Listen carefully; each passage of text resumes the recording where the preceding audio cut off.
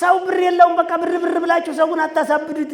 በጣም ያስቸገረኝ ነገር ቢኖር ደግሞ ሁሉም ሰው ዘሎ ሰው ኪስ የሚገባ ነገር መኪና ላስመጣ ነውና ቅድሚያ ብር አምጡ፣ ወደ ውጭ ሀገር ልልክ ነውና ቅድሚያ ብር አምጡ፣ ቁብ ጀምረናል ቅድሚያ ብር አምጡ። እንዴ በቃ ብር የሚያስገኝ ሐሳብ ካለ ለምን ብር አምጡ ትላለህ? በየወር 1 ሚሊዮን 100 ሺህ ሰጣቸዋለሁ 1 ሚሊዮን ብር አምጡ።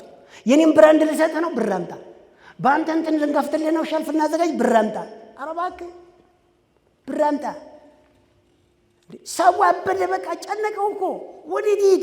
ሁሉም መቶ የሚለው ኪሴ ነው ዘሎ የሚገባው። በቃ ሁሉም እንደዚህ እንደ ዘሎ በቃ ኪሴ ነው የሚገባው። እንዳበደ ውሻ ነው የሚናከሰው። በቃ ብር ካይ ሰው በቃ መሄጃ ጨነቀው።